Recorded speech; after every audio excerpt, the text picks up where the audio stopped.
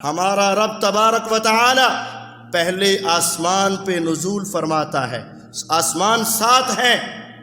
میرے رب اپنے عرش سے پہلے آسمان پر آتے ہیں، نزول فرماتے ہیں۔ کیسے؟ جیسے اس کی شان کے لائق۔ اللہ کی صفات کے بارے میں یہ بات اور یہ مسئلہ سمجھ لیجیے۔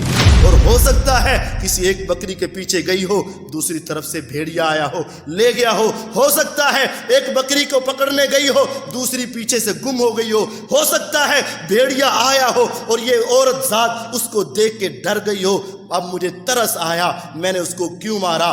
آقا میرا یہ گناہ معاف ہو جائے گا۔ آپ نے فرمایا اس کو بلا، اس کو بلایا گیا۔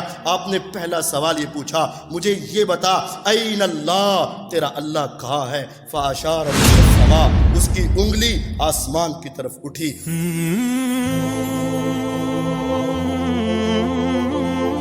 یا ایھا الذین آمنوا آمنوا باللہ ورسولہ اللہم صل علی محمد وعلی آل محمد کما صلیت علی ابراہیم وعلی آل ابراہیم انک حمید مجید اللہم بارک علی محمد وعلی آل محمد کما بارکت علی ابراہیم وعلی آل ابراہیم انک حمید مجید رب اشرح لی صدری ویسر لی امری واحلل عقدۃ من لسانی یفقہوا قولی واجعل لی وزیرا من اہلی۔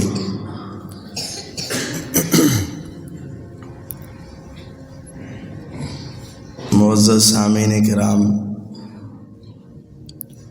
اللہ تعالیٰ کا بڑا انعام اور احسان ہے آپ پر اور مجھ پر کہ ہمیں اللہ تعالیٰ نے دین سیکھنے اور سکھانے کا وافر موقع فراہم کیا ہے۔ یہ دین کو سیکھنا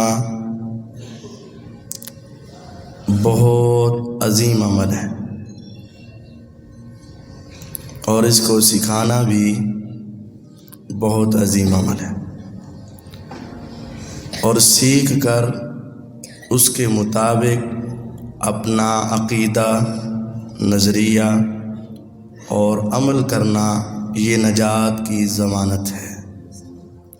اللہ تعالیٰ اس مرکز کو، اس کے طلباء کو، اساتذہ کو اور انتظامیہ کو یہ سبھی چیزیں عطا فرمائے، آمین یا رب العالمین۔ زندگی کی ایک حسرت تھی کہ بہاولپور کیسا ہوگا اور وہ مسجد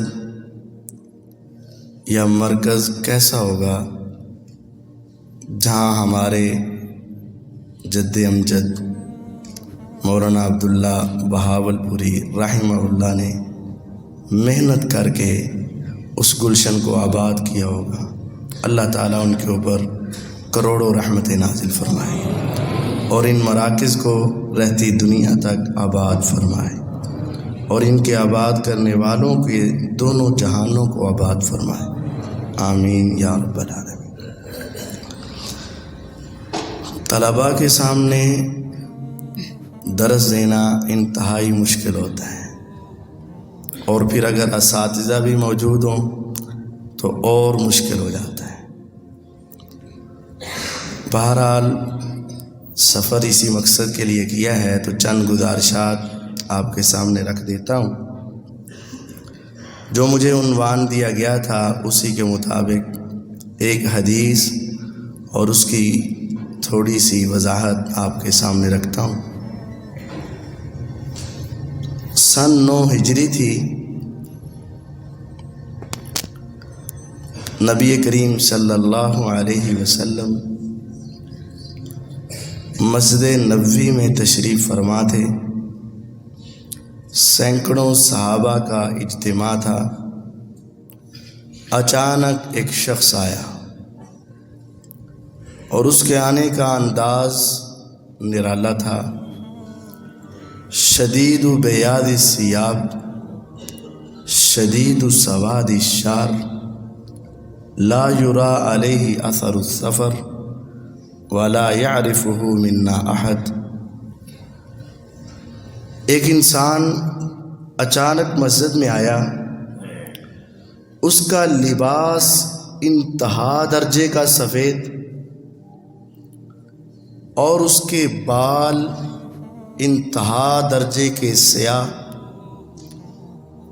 اگر ہم اس کے چہرے کی طرف دیکھتے ہیں تو لا یعرفہ منا احد، صحابہ میں سے کوئی ایک بھی اس کو پہچان نہیں رہا. اس کا مطلب مدینے سے باہر کا آیا ہے.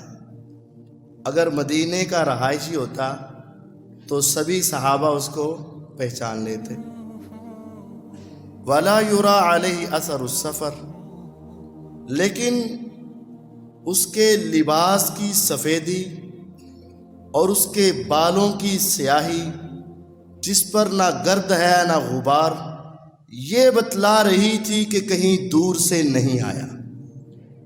اگر لمبا سفر کر کے آیا ہوتا تو بال پراگندہ ہوتے اور لباس اور پاؤں غبار آلود ہوتے، لیکن ایسا نہیں تھا. یہ دونوں صورتیں ہمارے لیے حیرانی کا سبب بنی کہ نہ تو مدینے کا رہائشی محسوس ہوتا ہے اور نہ ہی مسافر لگتا ہے. مسافر ہوتا تو اثرات ہوتے، مدینے کا رہائشی ہوتا تو ہم اس کو پہچان لیتے. ابھی اس حیرانگی میں ہی تھے تو اس نے صحابہ کے سروں کو دائیں بائیں کر کے ان کے کندھوں کو پھیلانگ کر آگے آنا شروع کر دیا، جبکہ صحابہ کے اندر یہ بات نہیں تھی. ان کو جہاں جگہ ملتی وہیں بیٹھ جاتے اور پھر اتنے اطمینان اور سکون سے بیٹھتے کأن علی رؤوسنا الطیر، پوری توجہ سے پیغمبر علیہ السلام کی حدیث سنتے. لیکن اس کا سب کو کراس کر کے آگے جانا صحابہ کی اور حیرانگی کا سبب ہوا. ابھی وہ اس دوسری حیرانگی میں تھے کہ وہ پیغمبر علیہ السلام کے انتہائی قریب آ کر آپ کے سامنے بیٹھ گیا. اور بیٹھنے کی کیفیت یہ تھی فَأَسْنَدَ رُكْبَتَيْهِ إِلَى رُكْبَتَيْهِ، اس نے اپنے گھٹنے پیغمبر علیہ السلام کے گھٹنوں کے ساتھ جوڑ دیے. صحابہ ادب احترام کے پیکر وہ تو یہاں تک تھے.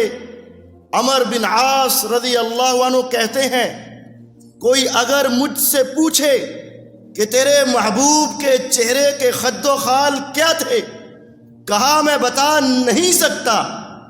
پوچھنے والوں نے پوچھا کیا تو نے پیغمبر کے چہرے کا دیدار نہیں کیا؟ کہا اسلام تو لے کر آیا، لیکن ادب حیا یہاں تک رہا کہ میں نے کبھی نظر بھر کے پوری طرح آقا کے چہرے کو دیکھا ہی نہیں تھا. لیکن یہاں کیا، اس نے اپنے گھٹنے آپ کے گھٹنوں کے ساتھ جوڑ دیے. یہ تیسری حیرانگی تھی. اس سے آگے اس نے اپنے ہاتھ نبی علیہ السلام کے ران کے اوپر رکھ دیے، آپ کی ران پر رکھ دی. اب تو حیرانگی کی انتہا نہ رہی اور اس طریقے سے کہنے لگے اخبرنی عن الایمان، اے محمد صلی اللہ علیہ وسلم آپ بتائیں کہ ایمان کیا ہے. آپ نے 6 چیزیں بتائیں، ان تؤمن باللہ وملائکتی وکتبی ورسلی والبعث بعد الموت والقدر خیرہ وشرہ وحلوہ ومرہ. 6 باتیں بتائیں. کہنے لگا صدقتا، آپ سچ کہہ رہے ہیں. فعجبنا لہ، جب اس نے سوال کیا آپ نے جواب دیا تو جواب کے بعد کہنے لگا صدقتا، آپ سچ کہہ رہے۔ صحابہ کہہ رہے ہم حیران ہوئے کہ پہلے اگر تجھے پتا تھا تو پوچھا ہی کیوں، سوال کیوں کیا تو نے؟ سوال بھی کرتا ہے، یسألہ ویصدق، پوچھتا بھی ہے تصدیق بھی کرتا ہے۔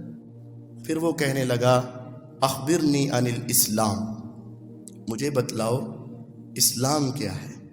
آپ نے فرمایا 5 چیزیں بتائیں۔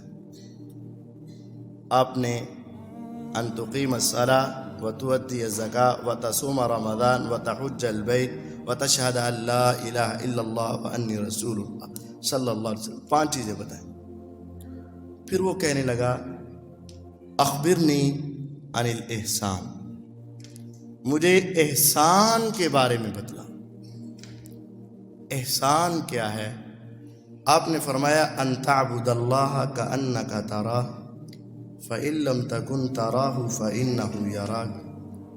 آپ نے کہا کہ عبادت ایسی توجہ سے کرو، ایسے خشوع اور خضوع سے کرو گویا کہ تم اللہ کو خود دیکھ رہے، اور اگر یہ مقام نہیں ملتا تو کم از کم یہ ضرور ہو کہ وہ تمہیں دیکھ رہا ہے، اس کا نام احسان ہے۔ پھر وہ کہنے لگا اخبرنی عن الساعہ، مجھے قیامت کے بارے میں بتاؤ کب آئے گی۔ نبوت کا سیکنڈ لاسٹ سال، ہجرت کا 9واں سال اور زندگی کا 62واں سال، اور آپ کیا کہتے ہیں مل مسئول عنہا بعلم من السائل، میں مسئول اس سائل سے زیادہ نہیں جانتا، مطلب جتنا تمہیں پتا ہے قیامت کے بارے میں اتنا ہی مجھے پتا ہے، مجھے قیامت کی تاریخ، مہینہ، سال اور صدی کا کنفرم علم نہیں، مجھے اس کے بارے میں پوری حقیقت معلوم نہیں۔ وَسَأُخْبِرُكَ عَنْ أَشْرَاطِهَا، ہاں تجھے نشانیاں بتلا دیتا ہوں۔ اس نے کہا وہ کیا؟ آپ نے فرمایا أَن تَلِدَ الْأَمَةُ رَبَّتَهَا وَأَن تَرَى الْحُفَاةَ الْعُرَاةَ رِعَاءَ الشَّاةِ يَتَطَاوَلُونَ فِي الْبُنْيَانِ، کہ لونڈیاں اپنے مالک کو جنم دیں گی۔ ایک مفہوم یہ ہے کہ جب تم دیکھو اولاد اپنے والدین کی نافرمان ہو جائے اور اپنے فیصلے خود کرنا چاہے اور اپنے معاملات میں والدین سے یہ سیدھے بول دیں کہ یہ میرا پرسنل میٹر ہے، اس میں آپ انٹرفیئر مت کریں، سمجھ لو قیامت تمہارے سروں پر آ چکی ہے۔ جب اولاد اپنے والدین سے اس طرح سینہ تان کے بات کرے کہ جیسے والدین ملازم اور یہ ان کا مالک ہوتا ہے، تو سمجھ لینا قیامت تمہارے سروں پہ آ چکی۔ اور دوسری بات وَأَن تَرَى الْحُفَاةَ الْعَالَةَ رِعَاءَ الشَّاةِ، کنگال تھے، ننگے جسم اور ننگے پاؤں تھے، جن کے بدن کو ڈھانپنے کے لیے لباس نہیں ہوتا تھا اور پاؤں کے اندر پہننے کے لیے جوتے نہیں ہوتے تھے، بکریوں کے چرواہے تھے۔ اگر وہ مال و دولت کے اندر اس طرح کھیلے کہ بلند و بالا عمارتیں بنا کر ایک دوسرے پر فخر کریں تو سمجھ لینا قیامت تمہارے قریب آ چکی۔ اس نے کہا صدقتا، سچ کہا تو نے۔ یہ کہا، اٹھا، چلا گیا۔ نبی پاک صلی اللہ علیہ وسلم نے عمر ابن خطاب رضی اللہ عنہ سے کہا تھا اس کو بلاؤ، واپس لاؤ۔ دیکھا تو کچھ نظر نہیں آیا۔ پھر آپ نے ان سے پوچھا عمر رضی اللہ عنہ جانتے ہو یہ کون تھا؟ کہا نہیں۔ فرمایا ذاک جبرائیل علیہ السلام، یہ انسان نہیں تھا، یہ انسانی شکل میں فرشتوں کے سردار اور سارے نبیوں پہ وحی لے کر آنے والی ہستی سیدنا جبرائیل علیہ السلام تھی۔ کیوں آئے تھے؟ اتاکم لیعلمکم دینکم. کن کے پاس آئے؟ تمہارے پاس. کیوں آئے؟ لیعلمکم، تمہیں سکھائیں. کیا سکھانے آئے تھے؟ دینکم، تمہارا دین. یہاں کئی باتیں علماء نے تو اس کی لمبی تفصیل لکھی، لیکن 3-4 باتیں یہاں سمجھ لیجیے.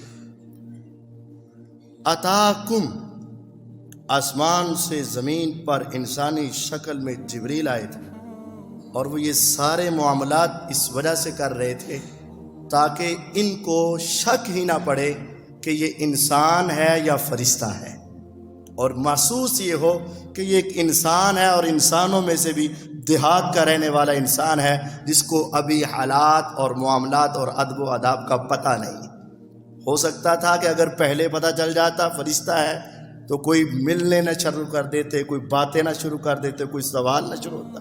تو ان کی کیفیت ہی ایسی بنائی کہ محسوس نہ ہو کہ یہ کون ہے.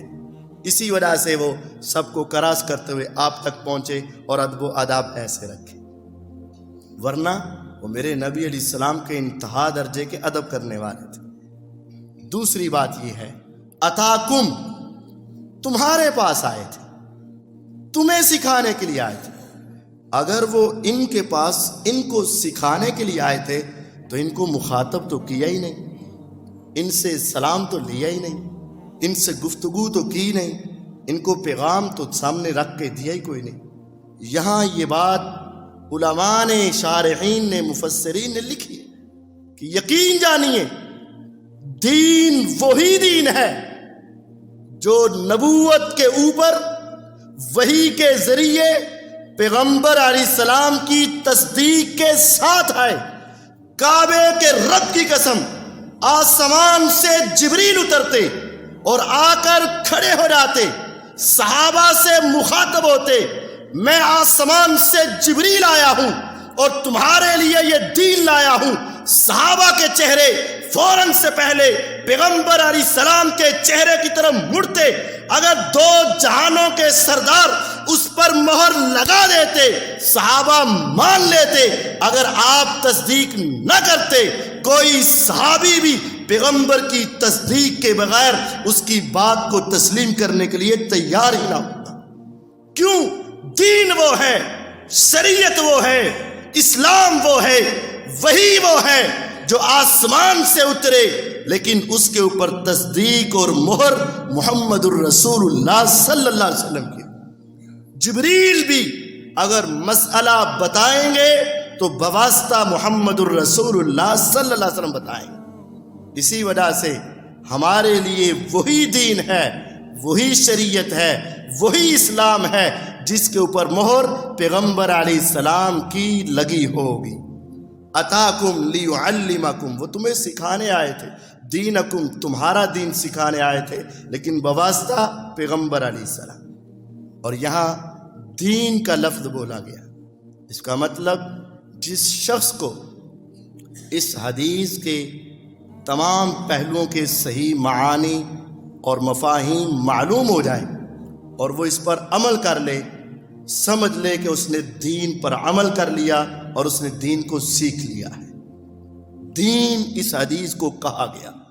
اور میں نے تو پڑھا ہے کہ جس طرح سورۃ الفاتحہ کو ام القرآن کہا جاتا ہے، اسی طرح محدثین اس حدیث کو ام السنہ کہا کرتے تھے کہ پورے قرآن کا خلاصہ جس طرح سورۃ الفاتحہ ہے، پوری احادیث کا خلاصہ یہ حدیث جبریل میں سمو کے رکھ دیا گیا ہے. پورے دین کو اس میں سمویا گیا ہے. اس کا پہلا جو سوال تھا مل ایمان، ایمان کیا ہے؟ ایمان آپ نے 6 باتیں بتائیں. پھر آگے سوال آیا مل اسلام، اسلام کیا ہے؟ وہاں 5 باتیں بتائیں. بسا اوقات اسلام اور ایمان ایک معنی میں استعمال ہو جاتے ہیں اور بسا اوقات مختلف مفاہیم رکھتے ہیں. اسلام میں وہ بات آتی ہے جن کا تعلق ظاہر کے ساتھ ہے، نماز، روزہ، زکوٰۃ، حج، اللہ کی توحید، پیغمبر علیہ السلام کی رسالت کا اقرار، یہ ظاہری اعمال ہے۔ ایمان میں وہ چیز آتی ہے جن کا تعلق نظریے، سوچ اور فکر کے ساتھ۔ ایمان آپ نے کیا کہا؟ ان تؤمن باللہ، اللہ پر ایمان لاؤ۔ ایمان زبان سے اقرار کرو کہ میرا رب ہے، دل میں تصدیق کرو کہ واقعتاً ہے، اور اس کی باتوں پہ عمل کرو، تو یہ تمہارا ایمان ایک اعتبار سے۔ اب ایمان باللہ، اللہ پر ایمان، اس کے کچھ حصے ہیں، درجات ہیں، اس کی کچھ تقسیم ہے۔ سب سے پہلے یہ یقین رکھا جائے کہ اللہ تعالیٰ کی ذات ہے، اللہ تعالیٰ کی ذات ہے۔ آج بہت سی دنیا اپنی بنائی ہوئی تھیوری اور اپنی بنائی ہوئی سائنس اور اپنے تجربات کی روشنی میں یہاں تک گمراہی میں پہنچ گئی کہ اس نے اپنے خالق اور مالک کے وجود کا انکار کر دیا۔ اللہ کا وجود اور کائنات کا خالق اور مالک اللہ، اس کے وجود کا اقرار، یہ ایمان کی پہلی سیڑھی ہے کہ میرا اللہ ہے۔ پھر وہ اللہ کہاں ہے؟ اللہ تعالی اپنی ذات کے اعتبار سے عرش پر ہے، اللہ تعالی عرش پر ہے۔ الرحمن علی العرش استوى، رحمان وہ ہے جو عرش پر مستوی ہے۔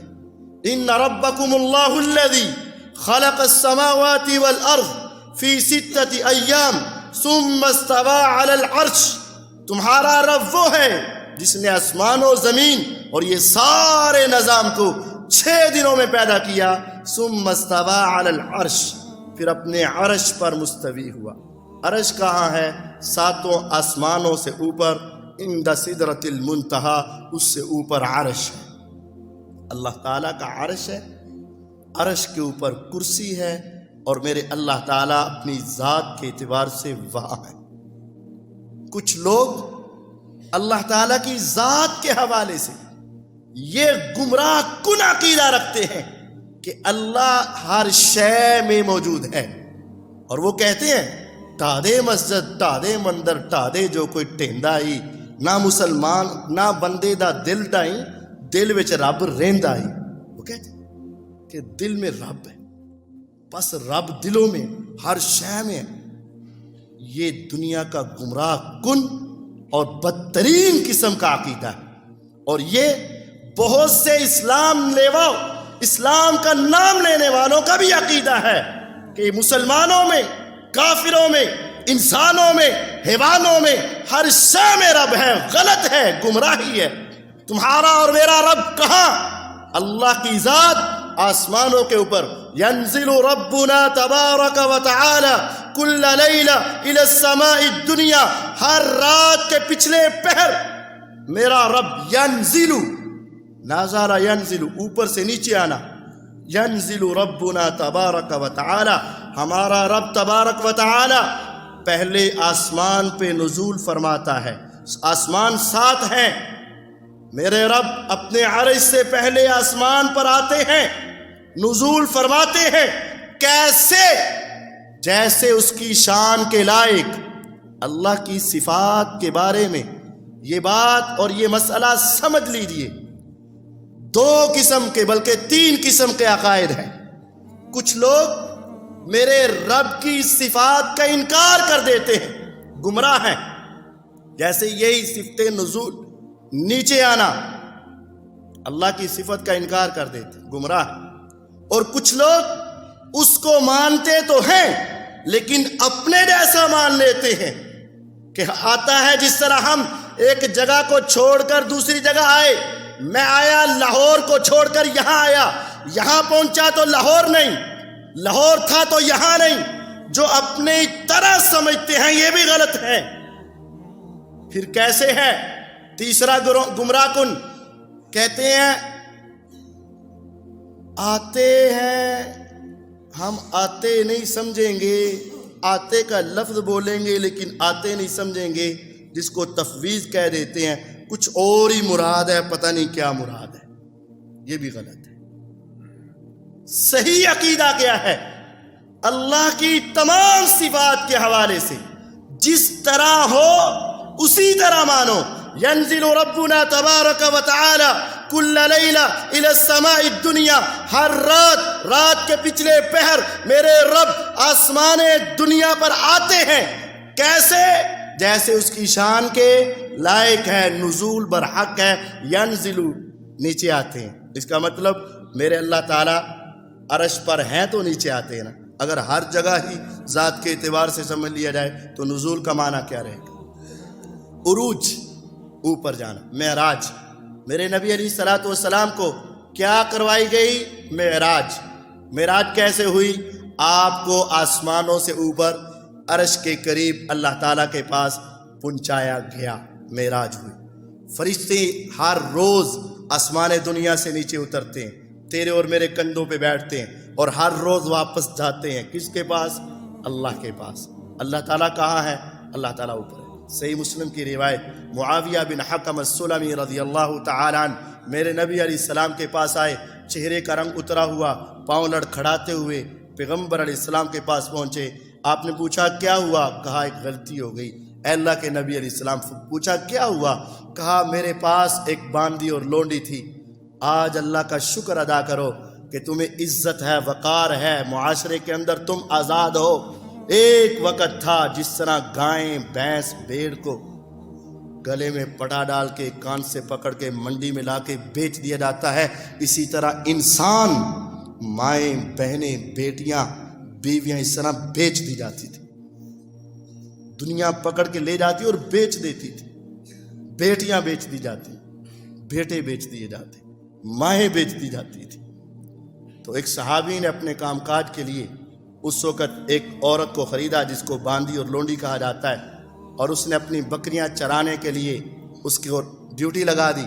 معاویہ فرماتے ہیں اے پیغمبر علیہ السلام، میری ایک باندی تھی، میں نے اس کو بکریاں چرانے کے لیے بھیجا، چلا کر رات کو واپس آئی، اس کی ایک بکری کم تھی۔ میں نے پوچھا وہ کیا ہوئی، کدھر گئی؟ کہنے لگی بھیڑیا کھا گیا۔ انسان تھا، غصہ آیا، میں نے تو تمہیں رکھا ہی اس کی حفاظت کے لیے تھا، تو سو گئی ہوگی، بیٹھ گئی ہوگی، لاپرواہی کی ہوگی۔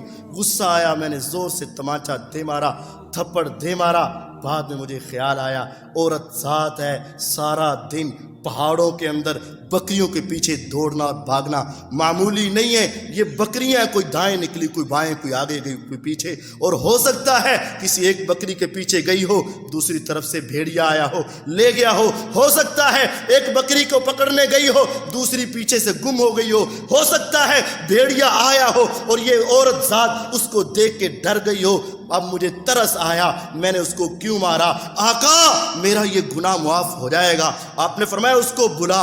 اس کو بلایا گیا۔ آپ نے پہلا سوال یہ پوچھا، مجھے یہ بتا این اللہ، تیرا اللہ کہاں ہے؟ فاشارت الی السماء، اس کی انگلی آسمان کی طرف اٹھی۔ آپ نے کہا من انا، مجھے بتا میں کون ہوں؟ اب اس نے کہا انت رسول اللہ صلی اللہ علیہ وسلم، آپ اس اللہ کے بھیجے ہوئے پیغمبر اور رسول ہیں۔ آپ نے فرمایا میرے صحابی آتی کہا فإنہا مومنہ، اس کو آزاد کر دے، کعبے کے رب کی قسم، دو جہانوں کے پیغمبر محمد صلی اللہ علیہ وسلم گواہی دیتے ہیں کہ یہ مومنہ عورت ہے، کیونکہ اس کا عقیدہ یہ ہے کہ میرا رب دنیا کے اندر نہیں، میرا رب انسانوں میں نہیں، میرا رب حیوانوں میں نہیں، میرا رب پرندوں میں نہیں، میرا رب حشرات اور حیوانات کے اندر نہیں، بلکہ ہمارا رب کہاں ہے؟ ہمارا رب آسمانوں کے اوپر اپنے عرش پر ہے۔ اَأَمِنْتُم مَّن فِي السَّمَاءِ أَن يَخْسِفَ بِكُمُ الْأَرْضَ فَإِذَا هِيَ تَمُورُ أَمْ أَمِنْتُم مَّن فِي السَّمَاءِ أَن يُرْسِلَ عَلَيْكُمْ حَاصِبًا فَسَتَعْلَمُونَ كَيْفَ نَذِيرٌ۔ تمہارا اور میرا رب کہاں ہے؟ آسمانوں پر ہے۔ لیکن قاری صاحب ہم نے تو سنا ہوا ہے ما یکون من نجوى ثلاثہ الا هو رابعهم ولا خمسہ الا هو سادسهم ولا ادنى من ذلك ولا اکثر الا وهو معهم اینما كانوا۔ 3 آدمی بات کرے تو چوتھا رب ہے، 4 کرے تو 5واں رب ہے، 5 کرے تو 6ٹھا رب ہے، اس سے کم یا زیادہ وہ تو تمہارے پاس ہے۔ وَنَحْنُ أَقْرَبُ إِلَيْهِ مِنْ حَبْلِ الْوَرِيدِ، ہم تو اس کی شارک سے زیادہ قریب ہیں۔ وَنَحْنُ أَقْرَبُ إِلَيْهِ مِنْكُمْ وَلَكِنْ لَا تُبْصِرُونَ، ہم تم سے زیادہ اس کے قریب ہوتے ہیں، تم دیکھتے نہیں۔ أَنَا مَعَكُمْ، میں تمہارے ساتھ ہوں۔ یہ تو اللہ ہمارے ساتھ ہے۔ ہاں، اس کی سب سے بہترین تفسیر یہ ہے کہ اللہ کو اپنی عقل کے مطابق مت سمجھو۔ انسان ہے کہ ایک جگہ پہ ہے، دوسری جگہ پہ نہیں، دوسری پہ ہے، تیسری پہ نہیں۔ وہ میرا رب ہے، علی کل شیء قدیر ہے، ہر شے پہ قادر ہے۔ وہ اس بات پر بھی قادر ہے کہ وہ عرش پہ رہتے ہوئے تمہارے پاس آ جائے، وہ اس بات پہ قادر ہے وہ اپنے آسمانوں پہ ہوتا ہوا بھی تمہارے پاس آ جائے۔ میرا رب ہمارے پاس ہے جس طرح اس کی شان کے لائق ہے، میرا رب تمہارے پاس ہے جس طرح اس کی شان کے لائق ہے، لیکن اپنی ذات کے اعتبار سے میرا رب آسمانوں کے اوپر ہے، میرا رب عرش کے اوپر ہے، میرا رب اپنی کرسی کے اوپر ہے۔ اللہ تعالیٰ کی ذات اوپر ہے، ہمارے قریب، جس طرح اس کی شان کے لائق ہے۔ ہاں، بعض علماء نے یہ مفہوم بھی بتایا ہوا ہے کہ اللہ تعالیٰ نے موسیٰ علیہ السلام کو کہا کہ فرعون کی طرف جاؤ اور جا کر اس کو دعوت دو۔ انہوں نے کہا انی اخاف ان یفرط علینا او ان یطغی، یا رب ڈر لگتا ہے کہ وہ بڑا سرکش ظالم ہے، کچھ زیادتی کرے گا۔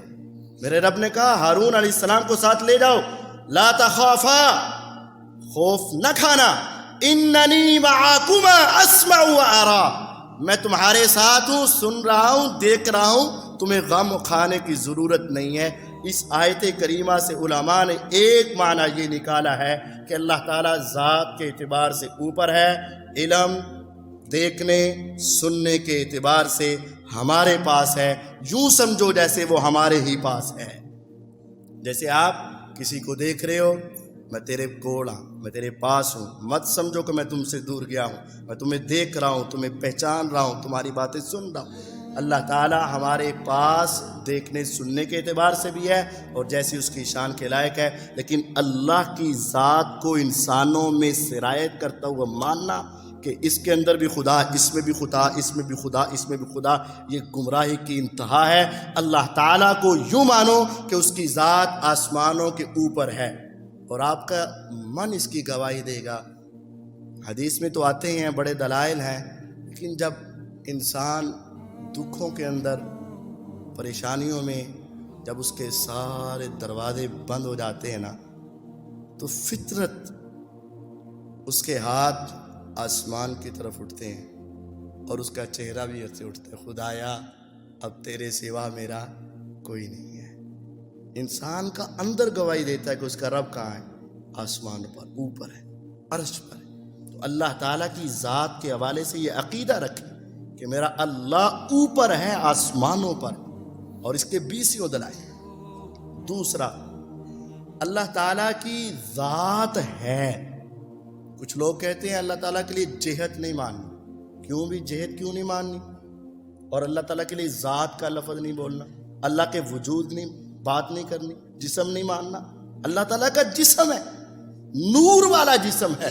اللہ نور السماوات والارض، اللہ تعالیٰ نور ہے، نور انا ارا، جہاں بھی دیکھا اس کا نور ہی نور تھا، میں اس کو کیسے دیکھ سکتا تھا؟ اللہ تعالیٰ نور ہے، لیکن نور کی ذات اور جسم ہے، مجسم ہے، کیسا جیسا اس کی شان کے لائق۔ لوگ کہتے ہیں نہ تو جسم کہنا ہے اور نہ اس کے لیے کوئی جہت مقرر کرنی۔ بھی جہت کیوں نہیں کہتے؟ اللہ ہر شے سے بڑا ہے۔ اگر ہم کہیں اوپر ہے تو ہم نے تو اس کو محدود کر دیا، تو پھر کیا کہیں؟ کہتا ہے ہر جگہ پہ ہے۔ ایک جہت کا انکار کرتے 6 جہتوں کا اقرار کر لیا، اور محدود تو پھر مان لیا، ادھر بھی ہے، ادھر بھی ہے، ادھر بھی ہے، ادھر بھی ہے، ادھر بھی ہے، ادھر بھی ہے، جہتیں تو پھر بھی 6 مان لی، ایک کا انکار کر کے 6، محدود تو تب بھی ہو گیا۔ اللہ تعالیٰ اوپر ہے ذات کے اعتبار سے، اور اللہ تعالیٰ کے ہاتھ، اللہ تعالیٰ کے پاؤں، اللہ تعالیٰ کی آنکھیں، اللہ تعالیٰ کی انگلیاں، اللہ تعالیٰ کی پنڈلی، اللہ تعالیٰ کا چہرہ، یہ سارا وجود میرے رب کا ہے اور اس کو اسی طرح ماننا ایمان ہے۔ اس کا انکار گمراہی ہے اور اس کی تعویل گمراہی ہے اور یہ تفویض بھی گمراہی ہے۔ تشبیہ، تعطیل اور تفویض۔ کچھ لوگوں نے کہا نہیں جی نہیں، اللہ تعالیٰ کے ہم ہاتھ کو نہیں مان سکتے۔ کیوں؟ اگر ہاتھ مانیں گے تو تیرا اور اللہ کا ہاتھ تو مشابہ ہو جائے گا، تو یہ تو تشبیہ ہے۔ لیس کمثلہ شیء، اس کی مثل تو کوئی شے ہی نہیں، اس وجہ سے ہاتھ نہیں مانا۔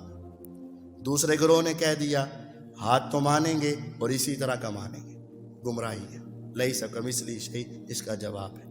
تیسرے گروہ نے کہہ دیا ہاتھ تو ہے، لفظ تو ہاتھ کا آیا ہے، لیکن ہاتھ سے مراد کچھ اور ہی ہے اور وہ کیا ہے وہ پتہ نہیں۔ یہ بھی گمراہی۔ اللہ تعالیٰ کے ہاتھ ہیں اور دو ہیں اور دونوں دائیں ہیں، رائٹ ہینڈ ہے۔ ہمارا ایک دایاں اور ایک بایاں۔ اللہ تعالیٰ کے کتنے ہاتھ؟ دو۔ کون سے؟ وکلتا یدیہ یمین، اللہ کے دونوں ہاتھ دائیں۔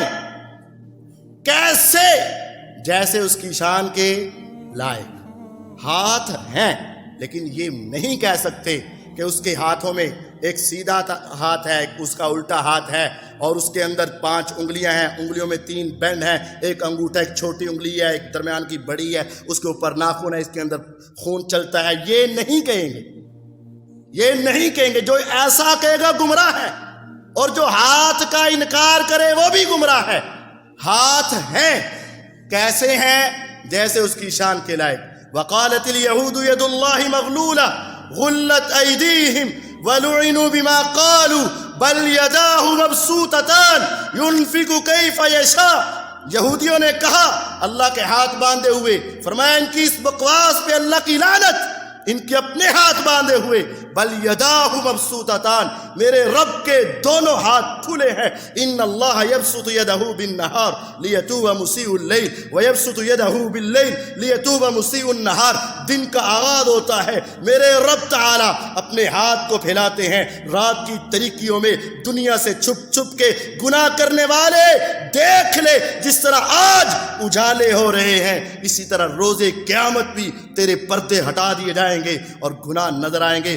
لیتوب مسیء اللیل، رات کے گناہگار آجا توبہ کر لے، رب تجھے معاف کرنے والا ہے۔ جب رات ہوتی ہے میرے رب پھر اپنا ہاتھ پھیلاتے ہیں، حدیث ہے یبسط یدہ باللیل، اللہ اپنے ہاتھ کو رات کے وقت پھیلاتے ہیں۔ لیتوب مسیء النہار، اے دن کے اجالوں میں، دنیا کی رنگینیوں میں، دنیا کی رونقوں میں، دنیا کی جلوتوں میں گناہ کرنے والے دیکھ لے، جس طرح چڑھے ہوئے سورج کو زوال آیا تیری جوانی کو زوال آئے گا، جس طرح یہ سورج آج کے دن کی روشنی کو ختم کرنے والا بن گیا ہے، ایک دن تیری زندگی کا بھی خاتمہ ہوگا۔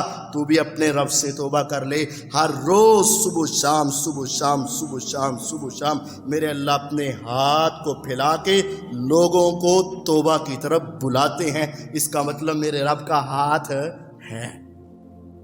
صحیح بخاری مسلم کی حدیث ہے، نبی علیہ السلام کے پاس ایک یہودی آیا اور اس نے آ کر ایک بات کہی، کہا ہے پیغمبر علیہ السلام ہم نے تو پڑھ رکھا ہے کہ روز قیامت میرا رب 7 آسمان، وہ آسمان، یا معشر الجن والانس ان استطعتم ان تنفذوا من اقطار السماوات والارض، اے جنوں کی جماعت، منٹوں میں دنیا کو کنارے کنارے تک پہنچنے والوں، دوسرے ملکوں میں جانے والوں، اے جن و انس، ساری ٹیکنالوجی، ساری ترقی، ساری دنیا کے اندر اپنے مال و اسباب کو جمع کر کے اگر آسمان کے کناروں سے نکلنا چاہتے ہو تو نکل کر تو دکھاؤ، تمہارے پاس تو طاقت ہی نہیں۔ اتنے بڑے آسمانوں کو میرا رب روز قیامت ایک انگلی کے اوپر لپیٹ کے رکھ دے گا، زمین کو دوسری انگلی پہ لپیٹ کے رکھے گا، پوری دنیا کے سمندر اور ان کے گارے کو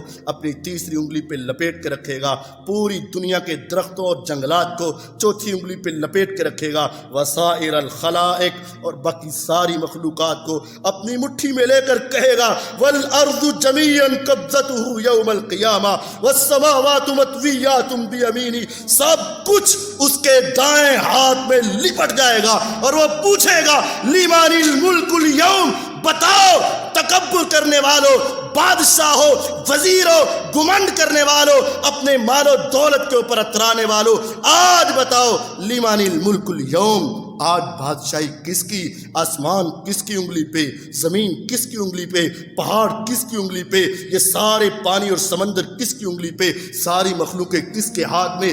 کوئی بتائے گا نہیں. پھر میرے رب کہیں گے للہ الواحد القہار, آج بادشاہی اکیلے رب کی ہے. اللہ کا ہاتھ ہے, اس کی انگلیاں ہیں, کیسی ہیں؟ جیسی اس کی شان کے لائق ہیں, یہ ماننا پڑے گا. میرے اللہ تعالیٰ کے پاؤں ہیں, اللہ تعالیٰ کی پنڈلی ہے. قرآن کہتا ہے یوم یکشف عن ساق ویدعون الی السجود فلا یستطیعون خاشعۃ ابصارهم ترہقهم ذلہ وقد كانوا يدعون الى السجود وهم سالمون. آج میرے رب اپنی پنڈلی سے 70,000 نور کے پردے پیچھے ہٹا کے کہیں گے سجدہ کرو. اہل ایمان جو دنیا میں اذان سن کے نماز پڑھا کرتے تھے وہ سارے سر سجدے میں رکھ دیں گے. کچھ لوگ زور لگائیں گے, جھکنا چاہیں گے, کوشش کریں گے. آج ان کی گردنوں میں یوں سمجھو جیسے سریا آ گیا. یا رب, جھکنا تو تیرے ہی سامنے چاہتے ہیں, تو نے ہی تو کہا ہے ان کو جھکنے کی طاقت تو دے دے. نہیں, خاشعۃ ابصارهم, آنکھیں جھک جائیں گی, وترہقهم ذلہ, چہرے کے اوپر ذلت اور سیاہی چھا جائے گی. یا رب کیوں نہیں جھکنے دیتا؟ وقد كانوا يدعون الى السجود وهم سالمون. یہ وہی ظالم ہیں جو بڑے صحیح سالم تھے, تندرست تھے, جوانی توانائی سب کچھ تھا, ان کو مسجد سے آواز آتی تھی, صدا آتی تھی, آوازہ آتا تھا, اذان ہوتی تھی, یہ نہیں نکلتے تھے. آج ان کو جھکنے نہیں دیا جائے گا.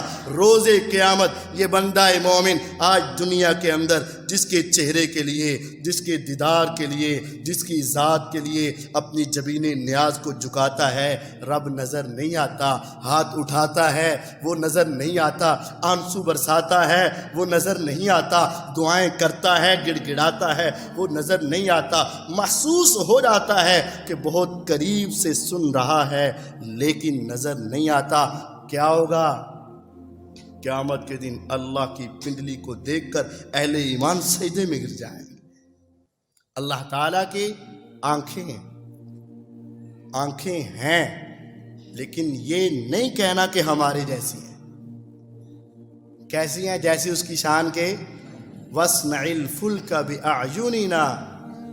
اللہ تعالیٰ نے نوح علیہ السلام کو کہا کشتی بناؤ, اور کشتی ہماری آنکھوں کے سامنے بناؤ. تجری بأعیننا جزاء لمن کان کفر, وہ پھر پانی کے اوپر چل رہی تھی ہماری آنکھوں کے سامنے. اللہ کی آنکھیں. اللہ تعالیٰ کلام کرتے ہیں, بولتے ہیں, اور وہ آواز ہے اور وہ سنی جاتی ہے, اس کے الفاظ اور حروف ہیں اور وہ سمجھی جاتی ہے. آج ایک گروہ ایسا دنیا میں ہے جو اللہ کی صفت کلام کا منکر ہے, اور ایک گروہ ایسا بھی ہے جو کلام کو صفت تو مانتا ہے لیکن کہتے ہیں اس کے حروف نہیں ہیں, اس کے الفاظ نہیں ہیں, یہ سمجھ نہیں آ سکتا, اور یہ بس گوں گوں کی آواز ہے, اس کے علاوہ کچھ نہیں ہے. گمراہی ہے, اور یہ گمراہ فرقہ پاکستان میں اکثریت کے ساتھ.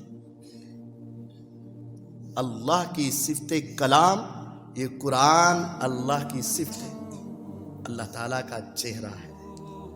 کل من علیہا فان ویبقى وجہ ربک ذو الجلال والاکرام انما نطعمکم لوجہ اللہ. ہمیں جو تمہیں کھلا رہے ہیں نا, ہم یہ اللہ کے چہرے کے لیے کھلا رہے ہیں, کیونکہ ہم نے روز قیامت اس کا دیدار کرنا ہے. جنتی جنت میں جائیں گے, جہنمی جہنم میں جائیں گے. جنتیوں کو محلات ملیں گے, سونے کے محل, چاندی کے محل, سونے چاندی کے برتن, وہ سفید سرخ اور سبز رنگ کے زمرد اور موتیوں سے بنے ہوئے جنت کے محلات. آبشاریں، نہریں، وفاقیت کثیرہ ولحم طیر مما یشتہون، وہ پھل، وہ کھانے، سب چیزیں چل رہی ہوں گی. وحور عین کامثال اللؤلؤ المکنون، حور عین ہر شے موجود ہوگی، کھانے کے لیے، پینے کے لیے، پہننے کے لیے، رہنے کے لیے، سواری کے لیے، ہر شے مل جائے گی. جب ساری نعمتیں مل جائیں گی میرے رب کہیں گے ارضیتم، وہ راضی ہو؟ وما لنا لا نرضى یا ربنا، خدایا اگر ابھی بھی راضی نہیں ہونا تو کب راضی ہوں گی؟ جوانی ایسی کہ بڑھاپا نہ آئے، صحت ایسی کہ بیماری نہ آئے، زبان سے منہ سے تھوک نہ آئے، ناک سے بلغم نہ آئے، پیشاب پخانہ نہ آئے، ہمارے پاس حوریں اور ساری موجیں. وما لنا لا نرضى یا ربنا، خدایا کیا اب بھی راضی نہیں ہوں گے؟ میرے رب کہیں گے آج میں تمہارے اوپر راضی، آج کے بعد کبھی راضی، آج کے بعد کبھی ناراض نہیں ہوں گا. پھر اللہ تعالیٰ اہل ایمان کو کہیں گے ذرا اپنے چہروں کو اوپر اٹھاؤ. انکم سترون ربکم کما ترون ھذا القمر لیلۃ البدر لا تضامون فی رؤیتہ. جس طرح آج تم 14ویں رات کے چاند کو صحابہ دیکھ رہے ہو نا، روز قیامت اہل ایمان جنتوں میں اپنے رب کے چہرے کا دیدار اس طرح کریں گے اس طرح تم 14ویں رات کے چاند کو دیکھ رہے ہو.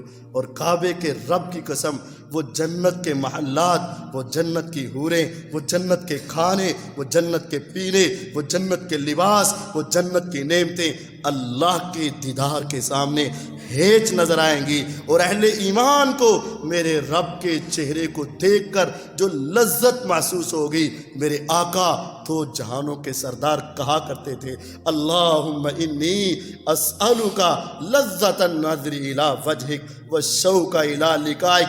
خدایا جو لذت تیرے چہرے کے دیدار کی آنی ہے میں محمد اس کا سوال کرتا ہے صلی اللہ علیہ وسلم.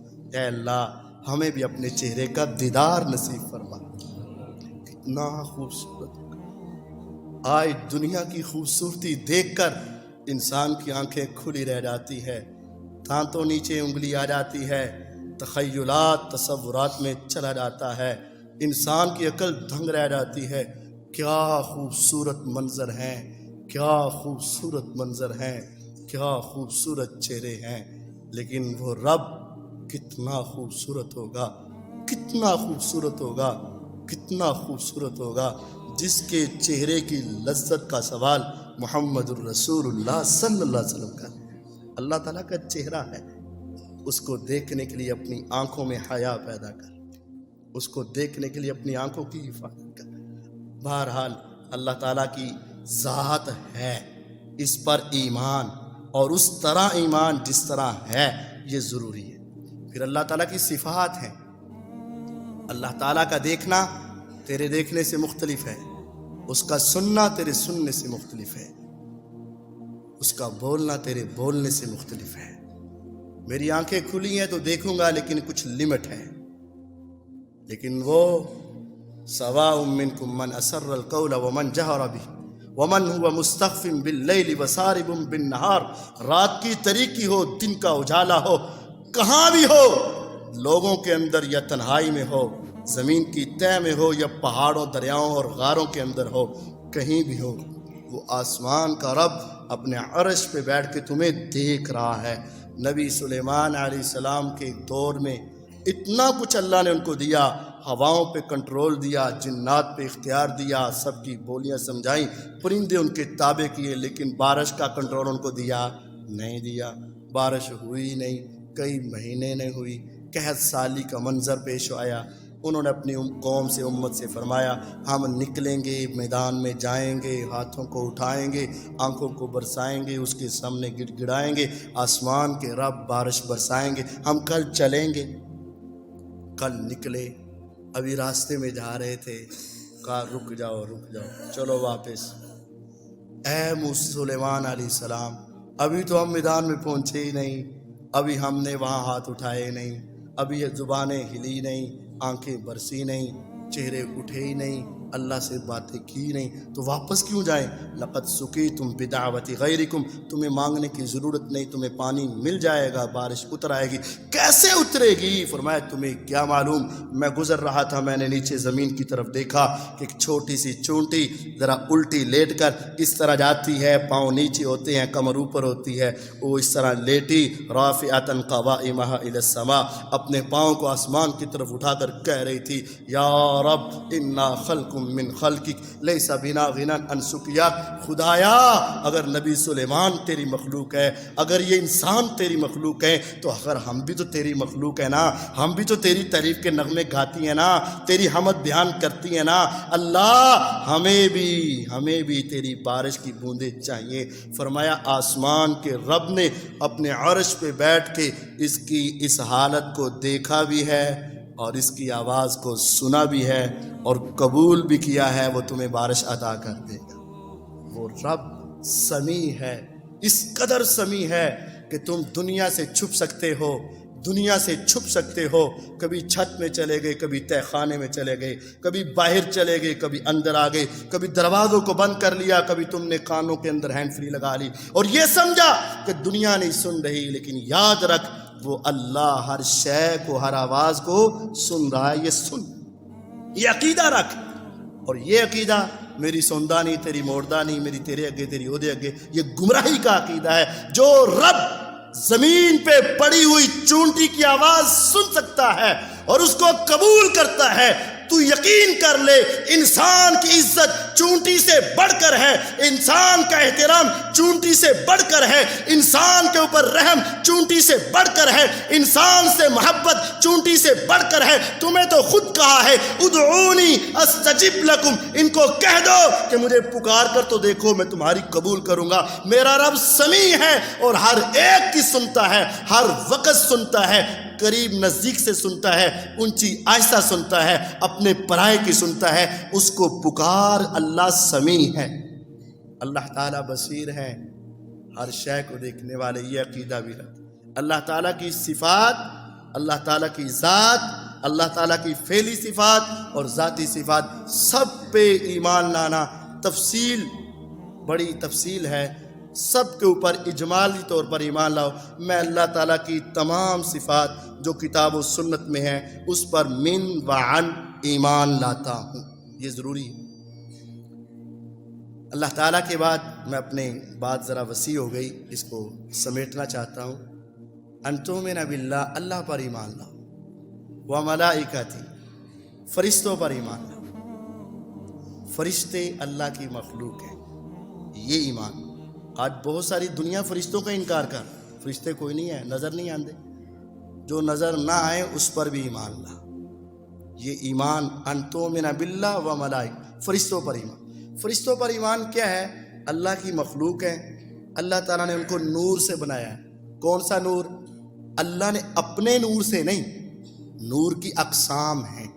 اللہ تعالیٰ نے جو فرشتوں کا نور بنایا ہے وہ مخلوق نور ہے، اور اللہ کا جو نور ہے وہ خالق نور ہے، وہ مخلوق نہیں ہے۔ اللہ تعالیٰ کے نور کو زوال نہیں ہے، فرشتوں کے نور کو زوال ہے۔ فرشتوں کی ایک وقت تھا کہ ابتدا ہوئی اور ایک وقت ہوگا کہ انتہا ہوگی۔ فرشتوں کو موت آئے گی، حتیٰ کہ وہ ملک الموت وہ بھی فوت ہو جائے گا۔ صاحب النفخہ، جس نے سور پھونکنا ہے تو قیامت برپا ہونی ہے اور سارے فوت ہو جائیں گے۔ پھر میرے رب صاحب النفخہ کو بھی فوت کریں گے، کل نفس ذائقۃ الموت ہوگا۔ پھر میرے رب صاحب النفخہ کو اٹھائیں گے اور وہ پھونک مارے گا، ثم نفخ فی الصور فاذا هم من الاجداث الى ربهم ينسلون۔ سور 2 مرتبہ پھونکا جائے گا، ایک مرتبہ مارنے کے لیے اور ایک مرتبہ اٹھانے کے لیے۔ جب مارنے کے لیے ہوگا اس کے بعد یہ مارنے والا خود بھی مر جائے گا۔ یہ فرشتے ہیں، ان کی تعداد کتنی ہے ہمیں علم نہیں، ان کے نام کچھ معلوم ہیں، جبرائیل، میکائیل، اسرافیل، بس۔ اسرائیل بعض تابعین کے اقوال میں ہے، جبرائیل علیہ السلام کی ڈیوٹی وہی، میکائیل، اسرافیل کی ڈیوٹی کا صحیح علم نہیں۔ ہاں بعض لوگ کہتے ہیں ہواؤں کے اور پانیوں کی، یہ آسمان سے بارش کے فرشتے، باقی واللہ عالم۔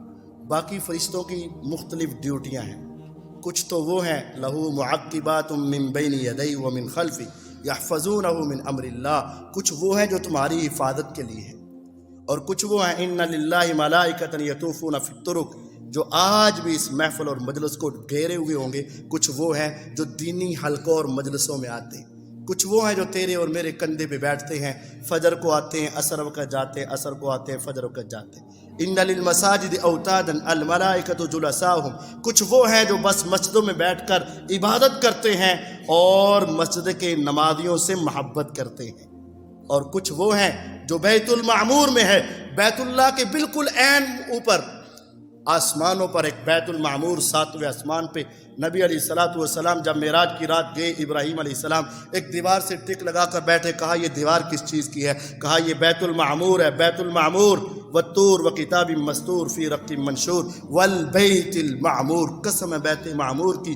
بیت معمور کا معنی آباد گھر، مطلب یہ ہے پیغمبر علیہ السلام نے بتایا تھا 70,000 فرشتے ایک وقت میں اس کے اندر داخل ہو کے اللہ کی عبادت کرتے ہیں۔ فرمایا جو ایک مرتبہ باہر آتا ہے ساری زندگی قیامت تک اس کی دوبارہ باری نہیں آتی ہے، وہ آباد گھر ہے۔ اور یہ آسمان فرمایا میرے نبی علیہ السلام نے اتنا بڑا آسمان، زمین سے بڑھ کر مشرق میں، مغرب میں، شمال میں، جنوب میں اتنا بڑا آسمان، فرمایا اس کے اندر مافیا موضع اربعۃ اصبع، اس کے اندر 4 انگلیوں کے برابر بھی جگہ خالی نہیں ہے، پورے آسمان میں ایک چپا برابر بھی جگہ نہیں ہے۔ آقا پھر کیا ہے؟ فرمایا الا وفیہ ملک راکع او ساجد یا قائم، یا وہاں فرشتہ کھڑا اللہ کی عبادت کر رہا ہے، یا قیام میں، یا رکوع میں، یا سجدے میں ہے، ایک چپے کے برابر بھی آسمان کے اوپر کوئی جگہ خالی نہیں ہے۔ پورے آسمانوں پہ سارے فرشتے 24 گھنٹے اللہ کی عبادت میں لگے ہوئے ہیں، یسبحون لہ باللیل والنہار وہم لا یفترون، دن رات اس کی تسبیح میں ہیں، کبھی وہ تھکتے ہی نہیں، اکتاتے ہی نہیں، لگے ہوئے۔ میرے رب کے عرش کو بھی فرشتوں نے اٹھا رکھا ہے۔ طبرانی کی روایت ہے الحمدللہ فاطر السماوات والارض جاعل الملائکۃ رسلا اولی اجنحۃ مثنی وثلاث ورباع یزید فی الخلق ما یشاء، کسی فرشتے کے 2 پر ہیں، کسی کے 3، کسی کے 4، کسی کے زیادہ۔ آپ نے جبرائیل علیہ السلام کو دیکھا لہو 600 جناح، جن کے 600 پر تھے، 600 پر، بڑے بڑے طاقتور فرشتے، بڑے بڑے طاقتور۔ یزید فی الخلق ما یشاء، جتنا چاہتا ہے میرا رب ان کو بڑھا دیتا ہے، اس کی حد کا تم اندازہ نہیں لگا سکتے۔ طبرانی کی روایت کیا ہے؟ میں نے پڑھا، میں حیرانگی میں ڈوب گیا۔ میرے پیغمبر علیہ السلام نے کہا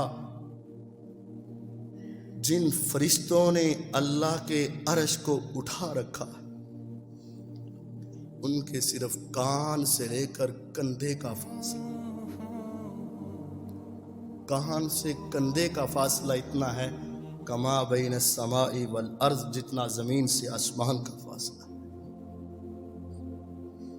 اور آپ کی حدیث ہے طبرانی میں، ان فرشتوں کے پاؤں 7ویں زمین سے نیچے، اتنے بڑے طاقتور فرشتے جب میرے اللہ کے عرش کو اٹھانے لگے، ضعفو، ان سے اٹھایا نہیں گیا، عرش اس سے بھاری تھا۔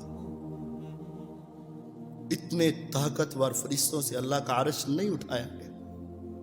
میرے رب نے کہا قولوا لا حول ولا قوت الا باللہ، اے خدایا تیری توفیق کے بغیر، تیری طاقت کے بغیر کچھ نہیں ہوتا۔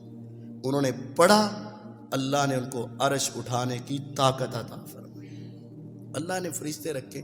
ہمارا ایمان ہے، ہم مانتے ہیں اللہ کی ایک مخلوق ہے، ان کی کچھ ڈیوٹیاں ہیں، وہ ان سے آگے نہیں جاتے، ان سے پیچھے نہیں جاتے۔ وَيَفْعَلُونَ مَا يُؤْمَرُونَ، جو حکم ہوا ہے وہی کرتے ہیں، ان سے آگے پیچھے نہیں جاتے۔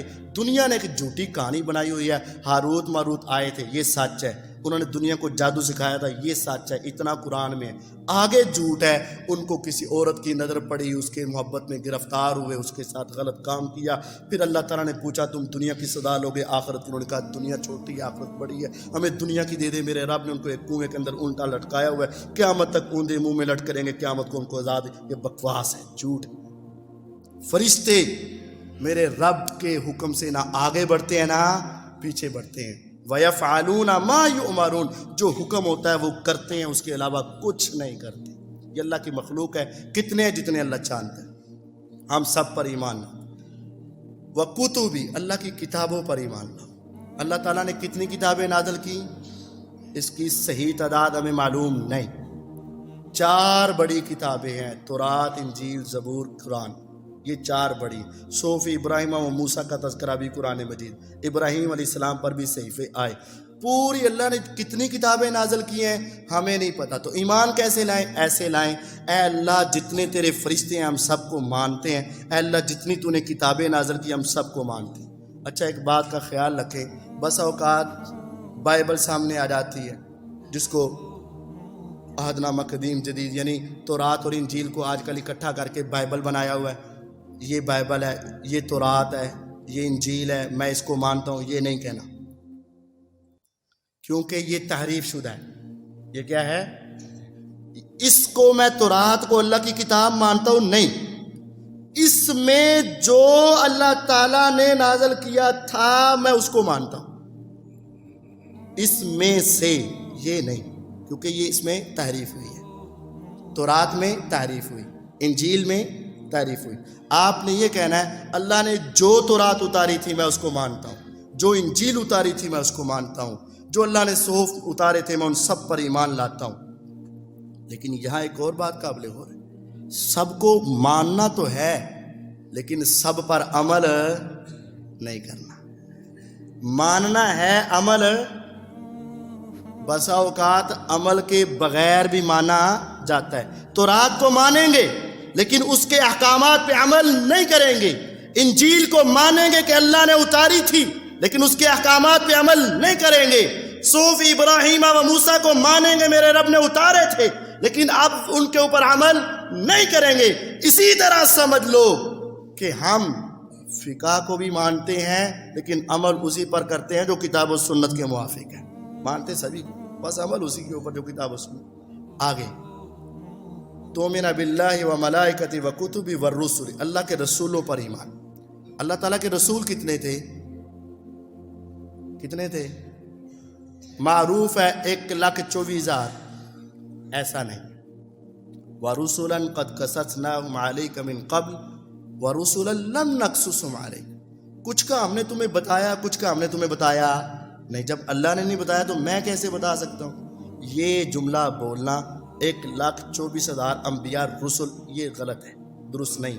ہاں اگر آپ نے بولنا بھی ہے، بعض مفسرین نے یا شارحین نے یا تاریخ والوں نے لکھا ہے تو یہ کہنا پڑے گا کم و بیش اندازن تقریباً 1,24,000۔ اور آپ نے کیا کہنا ہے؟ ایمان کا حصہ کیا ہے؟ اے میرے رب تو نے جتنے نبی رسول بھیجے میں سب کو مانتا ہوں، تعداد مجھے معلوم نہیں۔ اگر آپ 1,24,000 پر رہیں گے، اگر ایک بھی اس سے زیادہ ہوا تو آپ کا ایمان ناقص، اور اگر ایک کم ہوا تو پھر بھی ایمان کا بیڑا غرق، تم نے زیادہ مان لی۔ یہ کہنا اللہ تو نے جتنے نبی رسول بھیجے میں سب کو مانتا ہوں بس، لیکن سب کی نہیں ماننی، سب کو ماننا ہے، سب۔ اب ماننی کس کی ہے؟ محمد الرسول اللہ صلی اللہ علیہ وسلم۔ اگر سارے نبیوں کو ماننے کے باوجود اطاعت ایک نبی کی تو پھر سارے ولیوں کو ماننے کے باوجود اطاعت صرف محمد الرسول اللہ صلی اللہ علیہ وسلم۔ اگر نبیوں کو مان کر ان کی اطاعت نہیں کر سکتے تو اولیاء، صلحاء، فقہاء، ائمہ، محدثین، ان سب کو مان کر ان کی اطاعت اور اتباع نہیں کر سکتے۔ اطاعت اور اتباع صرف محمد الرسول اللہ صلی اللہ علیہ وسلم کی ہوگی۔ تمام رسولوں پر ایمان، تمام نبیوں پر ایمان۔ والبعث بعد الموت، 5ویں بات، مرنے کے بعد جی اٹھنا ہے، اس پر بھی ایمان۔ اور یقین جانیے اگر یہ ایمان پختہ ہو جائے نا، ہماری زندگی کے اندر انقلاب آ جائے۔ والبعث بعد الموت، مر کے اٹھنا ہے، جینا ہے، ان ظلموں کا حساب دینا ہے، ان گناہوں کے بارے میں پوچھا جانا ہے، ان کے بارے میں رب نے سوال کرنا ہے۔ آج تمہیں کوئی پوچھے یا نہ پوچھے، آج کوئی روکے یا نہ روکے، آج کوئی تیرے سامنے کھڑا ہو یا نہ ہو، آج تمہیں کوئی کچھ کہے یا نہ کہے، آج کسی قانون کے کٹہرے میں تمہیں کھڑا کیا جائے یا نہ کیا جائے، ایک وقت آئے گا تم اس کے سامنے ایسے کھڑے ہوگے کہ تمہیں اپنے قدم ہلانے کی اجازت بھی نہیں ہوگی۔ لن تزول قدم عبد حتى يسأل عن اربع، عن عمری فيما افنا، وعن شبابی فيما ابلا، وعن مالی من اين اکتسب فيما انفق، وماذا عمل فيما علم۔ ان چار باتوں کے جواب کے بغیر تم اپنے قدم کو نہیں ہلا سکو گے۔ مرنا ہے، مر کے اٹھنا ہے، اٹھ کر قیامت آنی ہے، رب کے سامنے پیش ہونا ہے۔ یہ ایمان اگر پختہ ہو جائے نا، صحابہ کی زندگیاں کیوں بدل گئی تھی؟ پہلے کیا تھے۔ آپ تو ان جیسے گناہ کبھی کیے بھی سوچے بھی نہ ہوں گے، لیکن جب اسلام لائے ایسی زندگی بدلی، پھر ان کے جیسے ہم کبھی بن بھی نہیں سکتے۔ کیوں؟ ان کے دل و دماغ میں مرنا، مر کے اٹھنا یہ سب سے بڑھ کر، اسی وجہ سے وہ چھوٹے چھوٹے گناہ پر بھی اپنی آخرت اور قیامت کی فکر کیا کرتے۔ چھٹی اور آخری بات، والقدر خیرہ و شرہ و حلوہ و مرہ، تقدیر پر ایمان۔ تقدیر کا مسئلہ کیا ہے؟ یہ ایک بڑا اہم، بڑا سینسٹیو، حساس قسم کا مسئلہ ہے۔ سب سے پہلے یہ ایک بات سنیں، یحییٰ بن یعمر تابعی تھے، صحیح بخاری میں، ان کے علاقے بصرہ میں معبد الجہنی نے سب سے پہلے تقدیر کا انکار کیا۔ یحییٰ بن یعمر اپنے ایک دوست کے ساتھ حج کے لیے آئے، حج کے ارکان سے فارغ ہو کر بیت اللہ کے قریب کسی بڑے عالم کی تلاش میں تھے۔ اس کا مطلب کسی بڑے عالم سے مسئلہ پوچھا جائے۔ ہر چلتے پھرتے اور خصوصاً یہ سکرین کے مولویوں سے مسئلہ مت پوچھو، یہ آج امت کا بیڑا غرق ہو چکا ہے اور جوانوں کی جوانیاں برباد ہو رہی ہیں، اس وجہ سے کہ وہ بس ہر ایک کو فون پہ، موبائل پہ، فیس بک پہ، یوٹیوب پہ دیکھ کے بیڑا غرق کر رہے ہیں۔ وہ تابعی ہونے کے باوجود، عالم ہونے کے باوجود، وہ اپنے سے بڑے عالم کی تلاش میں تھے۔ بیت اللہ کے صحن میں بڑے عالم کی تلاش میں عبداللہ ابن عمر رضی اللہ تعالیٰ عنہ کو ملے۔ ایک ساتھی دائیں آ گیا، دوسرا بائیں آ گیا، قریب ہو گئے اور ان سے پوچھنے لگے، پہلے کہنے لگے کہ ہمارے علاقے میں فلاں شخص ہے، معبد الجہنی اس کو کہا جاتا ہے، وہ آپ کو سلام بھی کہتا تھا اور وہ تقدیر کا انکار کرتا ہے۔ فرمایا سن لو میری بات، واپس جاؤ گے تو ایسے گمراہ کو میرا سلام مت کہنا۔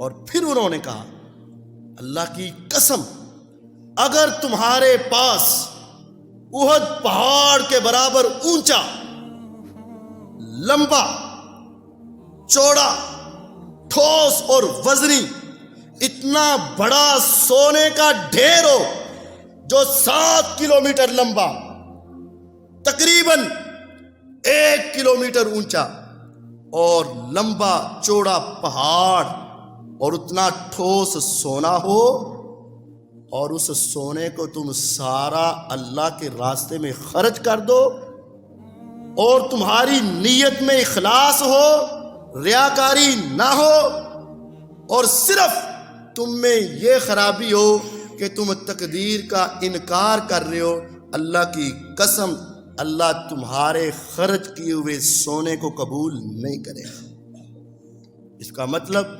تمہاری کروڑوں نیکیاں، بلکہ کروڑوں بھی چھوٹی ہے، اربوں اور کھربوں نیکیاں ہوں، اگر تمہارے اندر تقدیر کا انکار آ گیا ساری نیکیاں برباد ہو کے رہ جائیں۔ تقدیر کیا ہے؟ پہلی بات یہ سمجھ لیں، اگر سمجھ میں آئے تب بھی ٹھیک ہے، نہ آئے تب بھی ٹھیک ہے۔ بس اوقات ایک بڑی بات ہوتی ہے، تم چھوٹے بچوں کو، بیٹوں کو، بھائیوں کو سمجھاتے ہو، ایک مرتبہ سمجھائی، 2 مرتبہ سمجھائی، ان کی سمجھ میں نہیں آئی تو کہنے بس چپ کر، جب میں جو کہن دیا مان لے، بس مان لے، بحث نہیں کرنی۔ یہی مسئلہ اللہ تعالیٰ نے نبی علیہ السلام کے ذریعے ہمیں سمجھایا ہے۔ اگر کسی کو سمجھ آ جائے تو ٹھیک ہے، نہ آئے تو تب بھی کہے کہ خدایا جیسے تیرے نبی نے کہا ہم نے مان لیا، مجھے سمجھ آئے نہ آئے میں تیری تقدیر پر ایمان رکھتا ہوں۔ اگر ایمان رکھو گے تو یہ باتیں قبول ہیں، اگر تقدیر پر ایمان نہیں تو ساری نیکیاں برباد ہیں اور ایمان ضائع ہے۔ بہرحال 2-4 منٹ میں سمجھانا چاہتا ہوں تقدیر کیا ہے۔ تقدیر 2 چیزوں کا نام ہے، ایک جو کچھ ہوا، جو ہو رہا ہے، جو ہوگا، ماضی، حال، مستقبل۔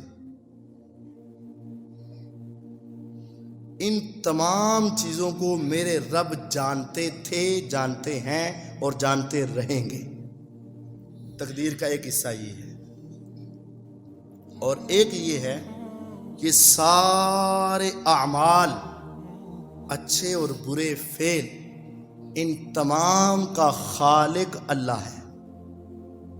یہ 2 حصے ہیں۔ ان تمام افعال کا خالق اللہ، خالق و کل شیء، اللہ ہر شے کا خالق ہے۔ جتنے اعمال افعال ہیں، اچھے یا برے، ان تمام کا خالق کون ہے؟ اللہ۔ اور جتنے اعمال یا جو کچھ ہوا، جو ہو رہا ہے، جو ہوگا، یہ سب کچھ اللہ کے علم میں ہے، اور اس نے اپنے علم کو ایک تحریری شکل دے دی جس کو لوح محفوظ کہا جاتا ہے۔ بس اب دنیا کے دل میں یہ خیالات آتے ہیں، چونکہ میرے بارے میں لکھا ہے جنت جانا ہے تو اس وجہ سے نیکی کرنے کی کیا ضرورت ہے، اس کے بارے میں لکھا ہے جہنم میں جانا ہے تو پھر گناہ سے بچنے کی کیا ضرورت ہے، جانا تو انہیں جنت چاہیے، جانا تو اس نے جہنم میں۔ اچھا، اس کو 2 باتوں سے سمجھیں اور پھر میں اپنی بات ختم کرتا ہوں۔ پہلی بات یہ ہے کہ اللہ تعالیٰ نے سب کچھ لکھا ہے۔ اگر نیکی لکھی ہے، گناہ لکھا ہے، جنت لکھی ہے، جہنم لکھی ہے، ہاں لکھی ہے، تو اللہ تعالیٰ نے تو تیرا کھانا پینا بھی لکھا ہوا ہے، کھانا پینا بھی پھر اس میں لکھا ہوا ہے نا، اور تیرا کمانا بھی اس میں۔ جب باری آتی ہے نیکی کرنے کی، وہ جی جو تقدیر سے لکھا ہے، جب باری آتی ہے گناہ سے بچنے کی، جو تقدیر میں لکھا ہے، سامنے آ رہی ہے گاڑی تو پیچھے نہ ہو، جو تقدیر میں کھڑا رہے نا۔ اس وقت کیا ہوتا ہے، تم چلا رہے ہو گاڑی تو بریک نہ مارو، جو تقدیر میں لکھا ہے۔ سامنے موڑ آ گیا، کاٹو نہ، جو تقدیر میں۔ سامنے کھانا پیا پڑا ہوا ہے تو اٹھاؤ نہ، جو تقدیر میں۔ پانی ہے تو پیو نہ، جو تقدیر میں۔ واش روم جاؤ نہ، جو تقدیر میں۔ جب یہ سارے کام جو کچھ تقدیر میں لکھا ہے، اس کے باوجود ہم حرکت کرتے ہیں، اچھائی کی تلاش میں رہتے ہیں، گاہک آ گیا کچھ کہو نہ، جو تقدیر میں لکھا ہے۔ کوئی چوری کر رہا ہے، کچھ روکو نہ، جو تقدیر میں لکھا ہے۔ نہیں، جب سارے دنیاوی معاملات میں اچھائی کی تلاش اور برائی سے بچنے کی کوشش ہے تو پھر نیکی کی تلاش اور گناہ سے بچنے کی کوشش بھی کرنا ضروری ہے۔ یہ بھی سارا کچھ تقدیر میں۔ دوسری مثال کے ساتھ بات سمجھاتا ہوں۔ اللہ تعالیٰ نے یہ تقدیر میں لکھ کر ہمیں مجبور نہیں کیا، تقدیر میں لکھ کر ہمیں مجبور نہیں کیا۔ اگر مجبور کر دیتا تو نعوذ باللہ وہ ظالم ہوتا۔ اگر مجبور کر دیتا تو وہ کیا ہوتا؟ وہ تو ایسے ہی ہے، کسی کو تیرنا آتا نہیں، ہاتھ پاؤں باندھ دیے اور 600 فٹ گہرائی میں پھینک دیا اور کہا جے تو ڈوب گیا ڈوب گیا، تر گیا تر گیا، تو یہ کیا ہے؟ ظلم ہے۔ یہ کیا ہے؟ ظلم ہے۔ تو جب اللہ تعالیٰ ظالم نہیں ہے تو پھر وہ تمہیں بھیج کر کہے یہ جنت کا راستہ ہے، جہنم کا راستہ ہے، تمہیں اختیار دیا ہے تو تمہیں یہ راستے دکھائے ہیں نا۔